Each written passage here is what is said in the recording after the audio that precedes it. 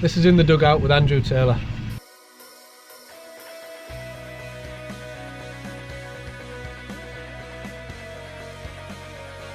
Proudest moment of my career.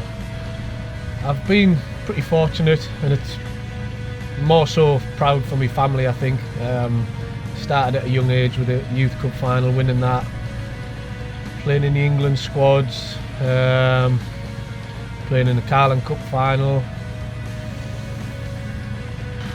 getting promoted. I think my proudest moment's got to be making my debut in the Premier League for Middlesbrough. Overall, that's what you dream of as a kid, and it was a good day for all my family. Growing up, I was always a midfielder, right up until probably under 18s really. I played in the Youth Cup as a midfielder, flitted about, played centre back for a year at about 16, 17s, made my debut for England as a centre back, and then sort of just fell into left back, and that was the route that was available to get into the first team at Middlesbrough, and that's where I've ended up.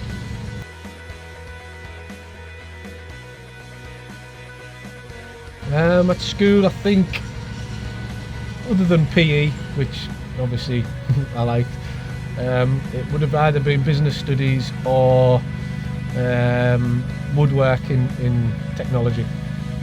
The subject I wouldn't say hated, because I was alright at school, but French, I never really took much notice in the languages. Looking back, I wish I did stick in my languages, but back when you're a kid, you think there's no point. Bonjour.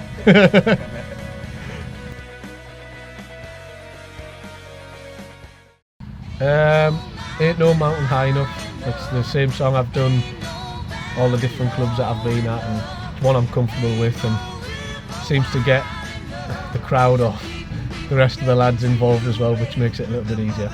I wouldn't say I'm good at it, but it's just a catchy song that everybody seems to get involved in.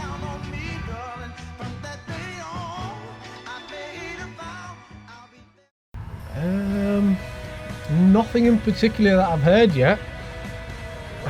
Even Ali put on some music the other week, and it had the lads dancing around. So no, I think, like I say, I'm pretty open to all types of music. So it's a good dressing room.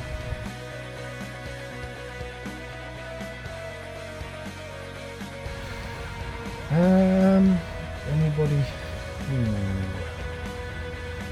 Not in particular. There's a couple of boys who are a bit lazy on a morning, which is understandable. You get out of bed early and you just stick on your nearest clothes. I don't think there's anybody. It's a bit harsh saying it, but maybe Ali, he doesn't really care too much. I feel really bad saying that because he's such a nice guy, but he's the only one I can think of.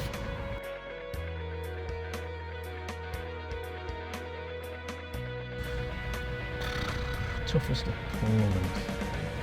I think obviously Ronaldo stands out with him, in my opinion, being the best or one of the best in the world for so long. But believe it or not, he never really given me me hardest games.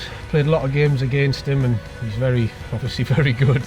But the hardest game I can ever remember was away at Liverpool at Anfield. I think it was in my first season at maybe 19, and they had Jermaine Pennant on the wing, they had Xavi Alonso in the middle, and Jermaine Pennant was just stood out wide constantly, and obviously Alonso zinging balls out to him. So I started to cheat a little bit and edge out, trying to get a bit closer to him, and as I've done that, Gerrard would just burst right through the gap, and Xavi Alonso would switch the pass and go straight into Gerrard, and that's the one game that I remember vividly where I was playing and thinking, I don't know what to do, I don't know how to stop them, and it was a tough night.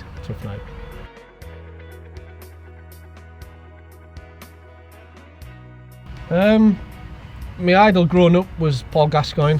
Loved the way he played the game, loved his sort of attitude on the field. He always had a smile on his face. Obviously he was a fantastic player, and he was certainly somebody who I idolised.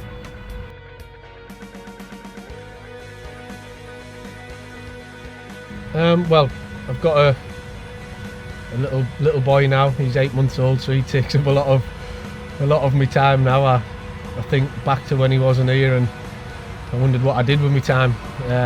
But no, I like to play golf when I can, weather permitting. I'm a fair weather golfer. But no, spending time with the family, really, that's my main focus nowadays.